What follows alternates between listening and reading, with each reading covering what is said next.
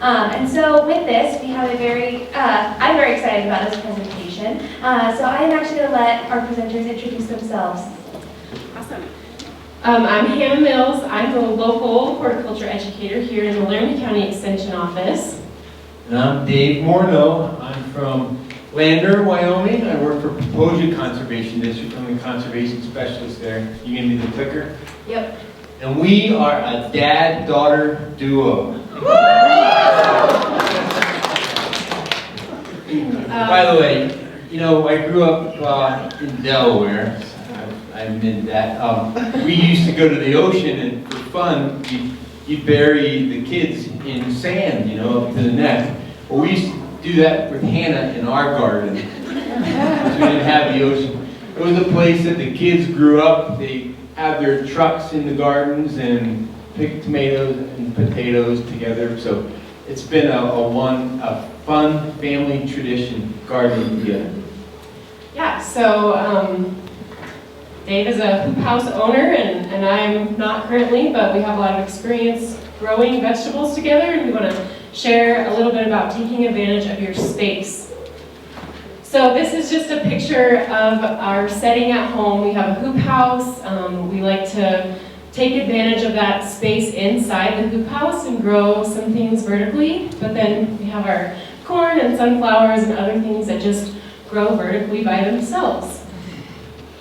And there's our hoop house. So we try to maximize our space inside there. You can see it's pushing to the ceiling.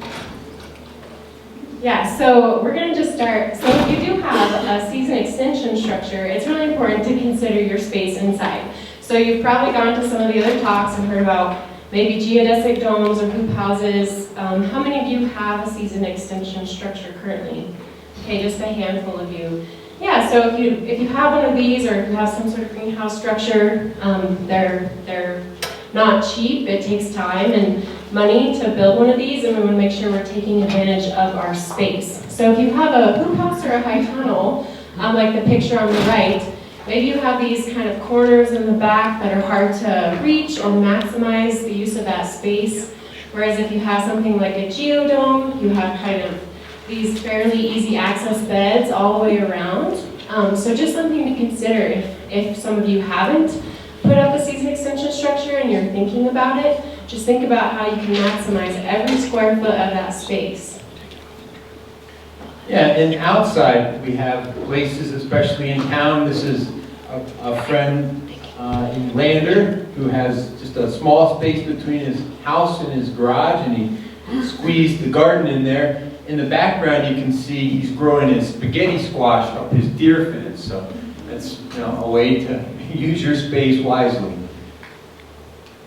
Okay, so is this yours? Oh yeah, so we're just going to kind of go over some of the key benefits of growing vertically. So obviously we have that space efficiency. So if you have a confined outside garden space or a season extension structure, you want to fit all these cool new things, what you just talked about in there, and so maybe you need to grow up with some of these things.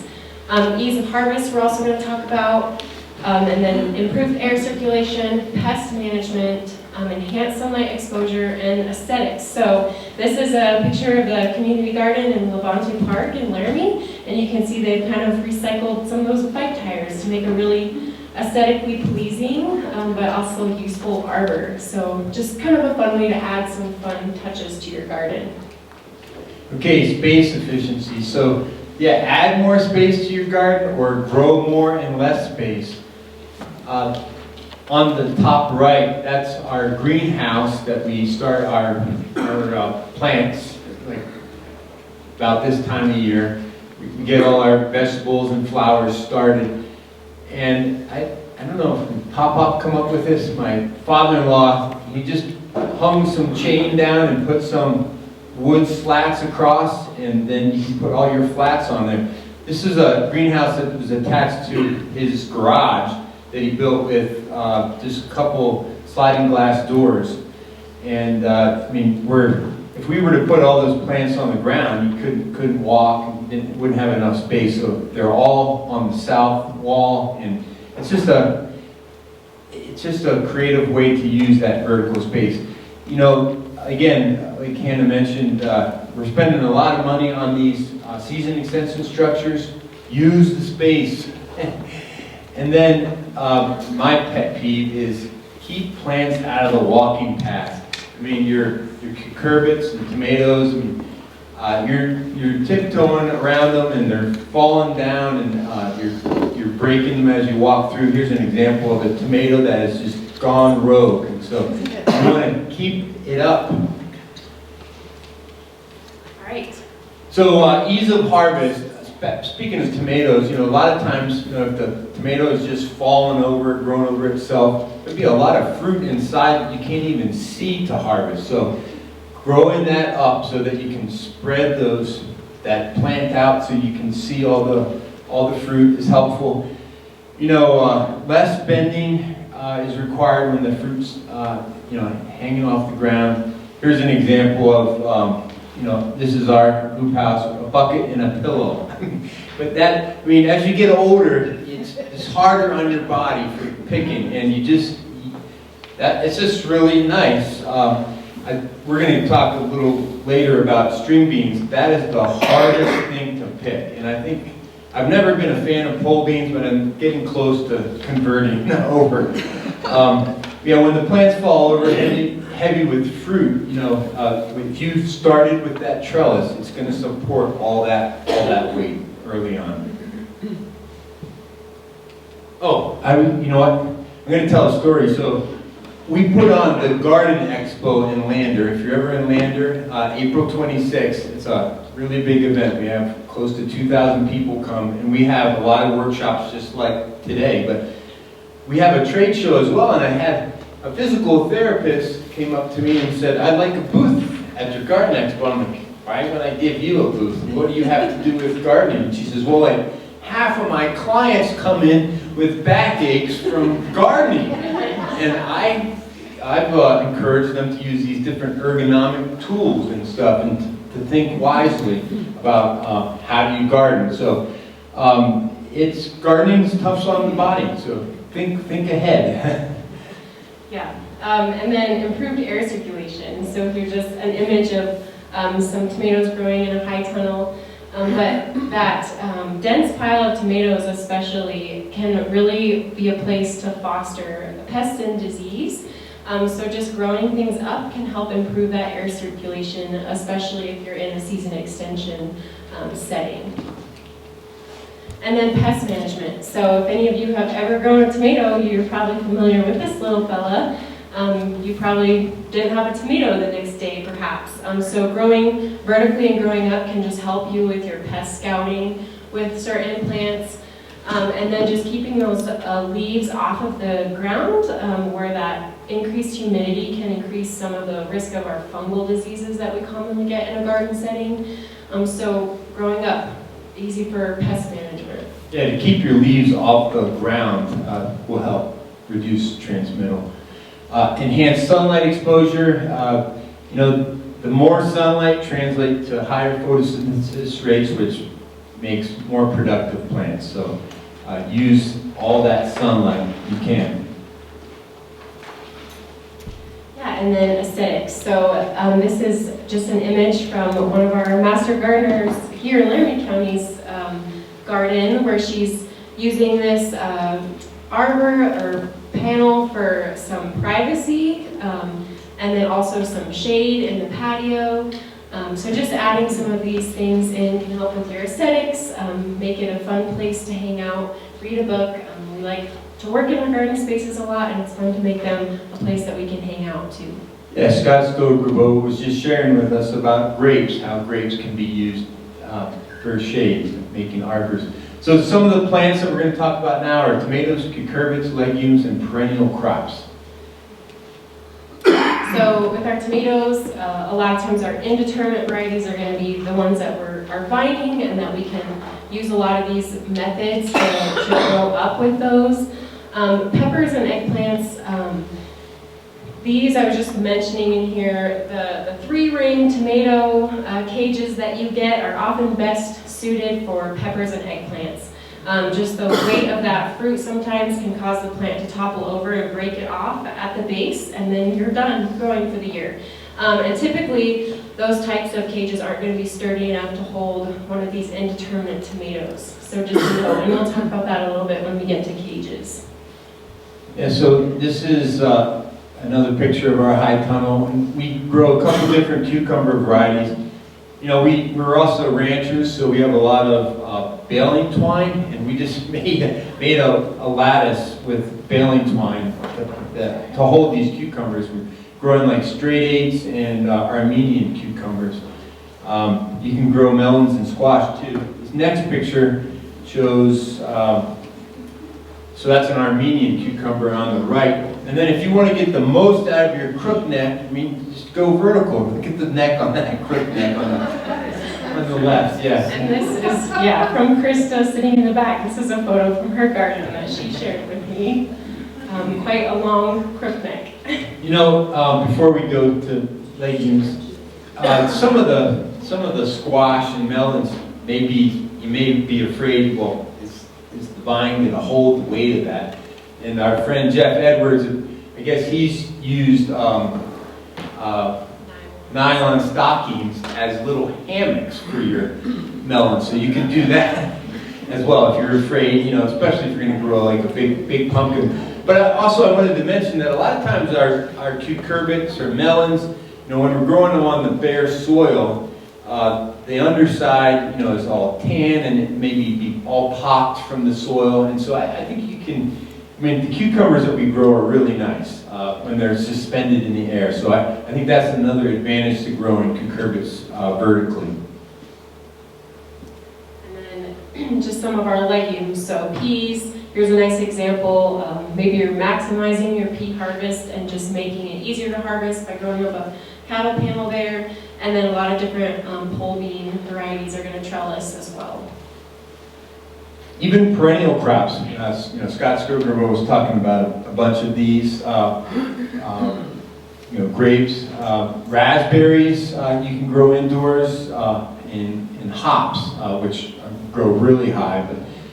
But this is a picture on the left of our cousins of grapes in Pennsylvania, and I mean, you can make it, you know, put a table and chair under there, and it's just kind of nice. These are crops that you're going to have year after year, and you're going to need to support them. I've, you know, this picture on the right shows a vertical trellis, but I've also seen, like Jeff Edwards uses horizontal trellises to keep them from falling left or right. And you might need to do a horizontal one like at maybe a foot tall, and then another one at 3 foot tall. I've also seen that done with flowers that have big, long stems. Okay, types of structures and materials. We're going to talk about cages, panels, trellises, poles, strings and wires, arbors, and a miscellaneous category. Yeah, so cages. So here's just an example. It might be a little bit difficult to see the cages in the picture on the right, but we actually have squares. And these end up being a lot sturdier than the 3-ring tomato cages, and a nice benefit of them is that they fold down flat, so they're really easy for storage purposes. I've also seen kind of some tower ones that are wood, that are also going to be a little bit better structurally than those 3-ring ones. And then here's just some images of the traditional ones that are maybe helping support some sunflowers and some amaranth in the back there. And then just an example of how you can create a fairly tall vertical growing space in a container setting with the use of like a cattle panel. Okay, panels and trellises. You know, you can go cheap or you can go expensive and have kind of the rancher's trellis on both sides here, growing cucumbers and peas. But the picture in the middle is a friend in Lander that just built this on their porch there, and they've used treated wood and metal and wire, and this is like an ornamental flower, and it's just really pretty. It provides some privacy. So there's a lot of different ways you can go with different materials with panels and trellises. This is what I was my mom lives in Pennsylvania, and this is an Amish U-pick flower place, and a lot of these flowers just, you know, have long stems and get heavy, so they have this horizontal, I mean, it looks like it's a plastic square lattice, but they have it at a couple of different levels so that the flowers never flop all the way over, but they're suspended with the horizontal trellis. Yeah, and then some poles. In this top right picture here, or left picture, there's kind of that 3-pole system, and it's being used to suspend some strings in the middle there. But you could even take 3 bamboo poles and create your own small teepees and use it for trellising peas and things like that. In my mind, this kind of mimics the 3 Sisters combo, where you have your corn and beans and squash, where the corn is being used as the trellising agent, essentially. So you can get creative with pretty cheap materials like bamboo and create some of these trellising materials. Wires are another option. These are a couple pictures from Hannah's trip to England, right, a couple years ago. And the picture on the left has got some ivy. Did you have a question back there? So, do you plant your seeds and then they just kind of find their way, or do you have to steer them, or how do you get them to grow? You know what, go back to the, all right, okay. All right, so that's great. I was going to mention this. So you see this cattle panel on the right. Some of these livestock panels, they have spacing smaller on the bottom, you know, to keep smaller animals, I don't know, chickens or rabbits, from going through. And so that's something that you can take advantage of with your plants. Is they've got a lot of tight spacing at the bottom, and you know, when I'm going through my garden, especially with the cucumbers, my trellis is, you know, probably bigger squares than I would like.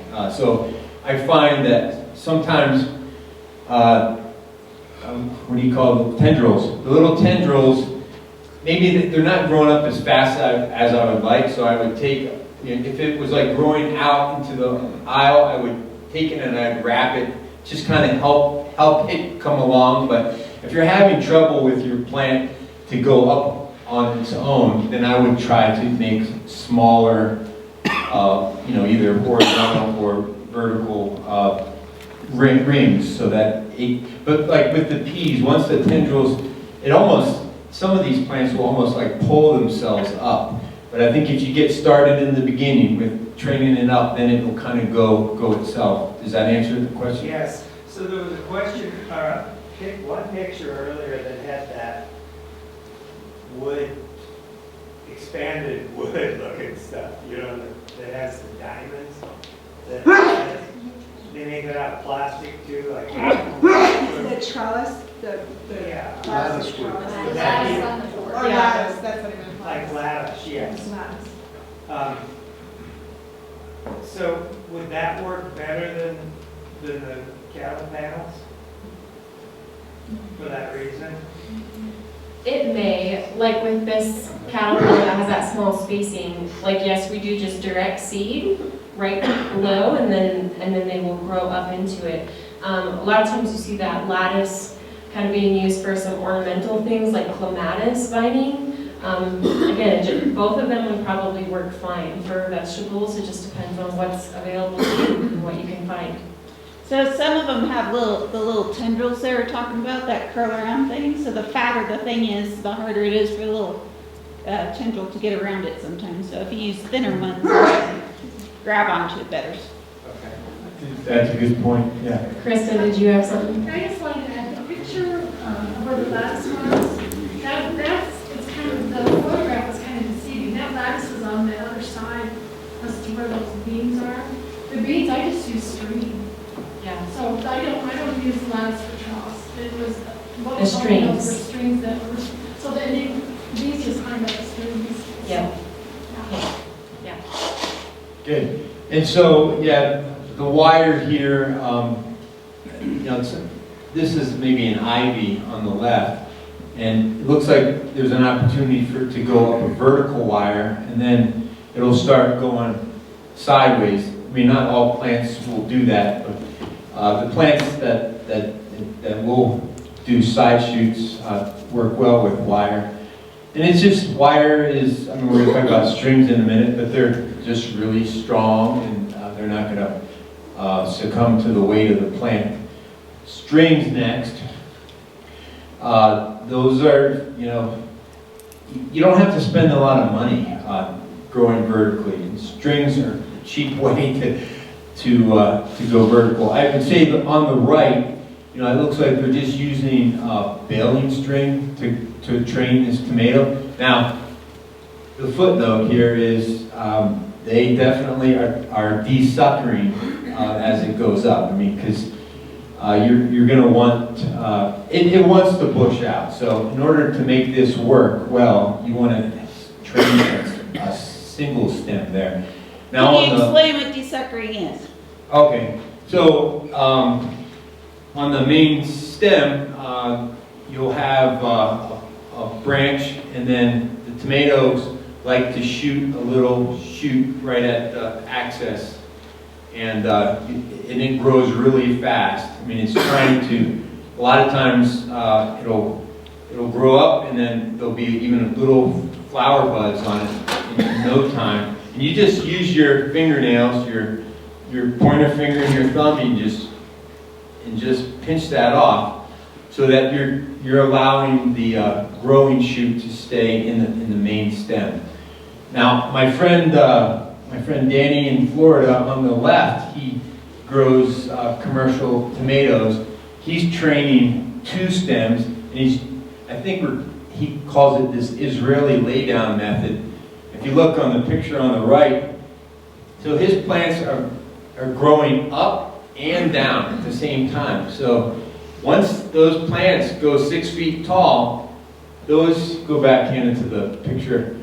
These little, what do you call it, pulleys, they've got lots of string around them, and he can release the string, and he's defoliating those stems. So now I go back to the next picture, and he's actually laying the plants down. So otherwise, I mean, like a friend of mine in Lander that has a farmer market business, I took a tour of her greenhouse, and her little 6-year-old daughter's climbing a ladder, you know, 8 feet tall to harvest their cherries. And that's what's going to happen at the end of the season is your tomatoes. If you just keep them going straight up, they're going to be 6, 7, 8, 10 feet tall. So this way is just a way to manage that.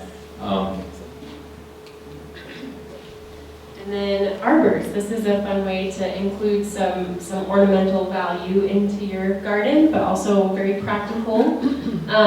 Again, some pictures from Chris's garden where it's just a cattle panel that's kind of been cut in half.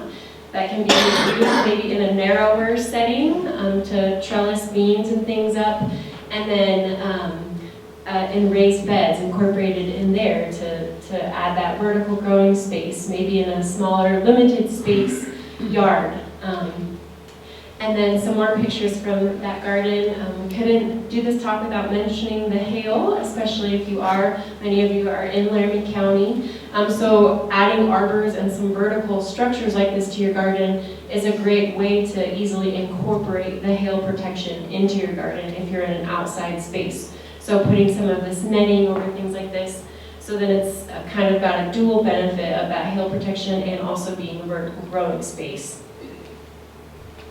Okay, miscellaneous. This is just allowing your imagination to run wild. There's a picture in the top left. Hannah's observing vanilla bean growing up on a tree. I mean, you can train plants up trees, living or dead.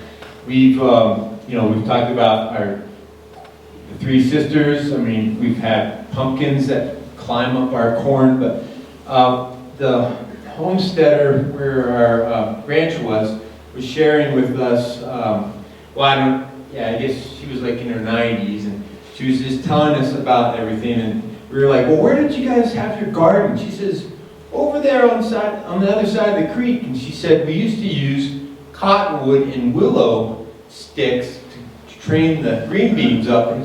And there's an old willow tree that's like, 100, well, 90, 80 years old. It's like 30 feet tall. And I mean, what she used for trellising her beans turned into a tree. So, I mean, you can do that. And in tropical parts, I've seen where they'll put things in the ground, like pole cuttings, and they're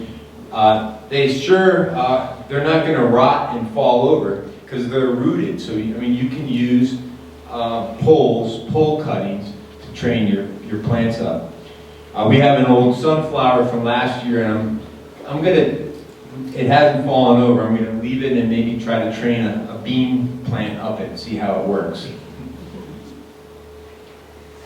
Yeah, and then baskets. So if you have some porch space or extra space inside your season extension structure, these other two pictures are just more from a greenhouse setting, but you can plant strawberries and tomatoes actually will grow kind of upside down in a basket.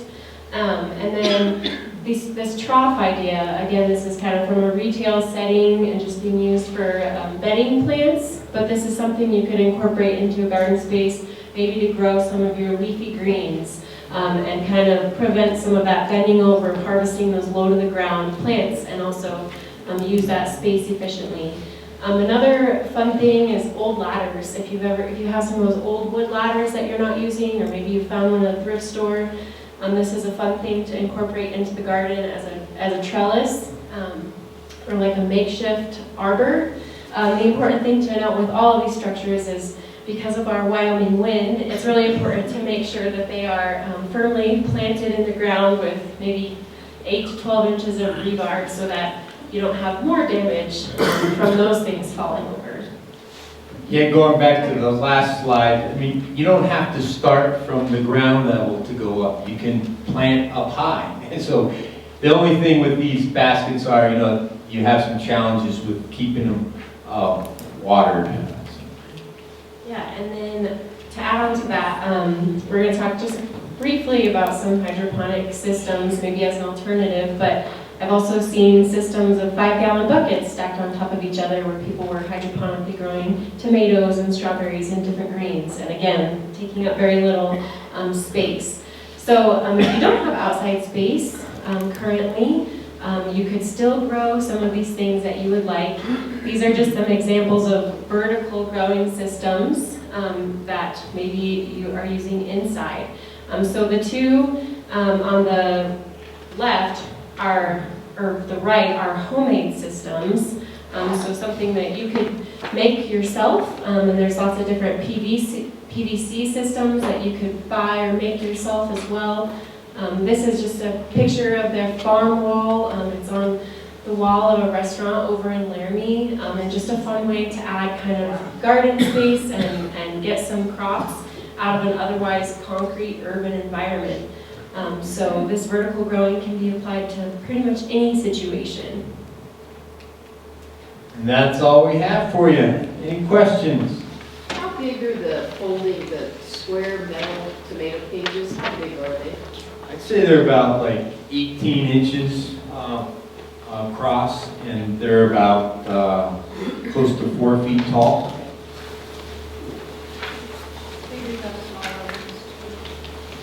Yeah, I think you can get smaller. There's different sizes of those square cages, but the folding part is really nice. Where do you find those? Different garden supply companies will carry those square ones. I've seen them at multiple garden supply companies. I don't know where. I can't remember. I think we had a retailer in Lander for a little while, and I don't know where she got it from. Sometimes I've seen them like a local nursery will carry something like that, but a lot of times you have to kind of look somewhere else to find them because they just have the regular tomato cages. Yes. Do you guys have any recommendations on like good resources for more hydroponic growing and stuff like that, especially for like apartment settings and whatnot? Yes, I will visit with you after. Perfect. How many people are growing vertically? Oh, yeah. thank you. Oh, another one? Here. Not being a rancher, how does cattle kennels come? Do they have wool or are they? No, yeah, they're really stout. I mean, you could bend them if you wanted to, but yeah, they come usually in like 4 by 8 foot sections. So you gotta put them in a truck. I mean, there's a lot of different variations. I mean, there's like the cattle panel, horse panel, sheep panel, hog panel. They're all a little bit different in their spacing, but they're usually 4 by 8s. Yeah. Yes. We have mineral tubs on concrete for some of our garden, and then we actually have a garden area next to a fence. What would you suggest is like the best thing to maybe start with to get going vertical? Because that's what, like, we don't have anything above it, right? So what would you say is a good starting point to try first? Not having anything to like kind of structure it to. When I did that, I actually went to, I think it was Home Depot or someplace, and I got just the thicker dowels. Okay. And I just stuck a couple dowels in it, and that worked great. Yeah, you could kind of incorporate maybe that cage in the top of your lick tubs or mineral tubs and grow your tomatoes in there. Or maybe find some sort of, you could use a cattle panel and create an arbor fairly inexpensively in your garden, kind of maybe incorporate it into your walkway, just to start creating some of that vertical growing space. I was trying to get to a picture here. So here's an example of, so this is kind of the cattle panel material that's pretty stout, and you might need a stake in there, but you can go just straight up. Great. Does anybody else have some tips you want to share with us? Do you have a little extra time? I don't have a tip, but I would like if anybody, you often see the planters that are maybe wrought iron or something, and they have the cocoa, whatever, stuff in there with dirt and plants. And I have tried for decades to grow those, and the water just goes right through. And other people grow them like on railings or window boxes, and they work beautifully. How do y'all keep the water in there? Mine just goes right through. Sometimes incorporating like a plastic liner that just has a couple holes, like just 1 or 2 holes for drainage, can help keep some of the moisture in those like cocoa baskets. Verticillium. What was that? Verticillium. Yeah. Yeah. I've had success with putting plastic in there, so. Okay, But, thank you. yeah. I'll just make it more. They do tend to dry out. And mine- Yes, Krista.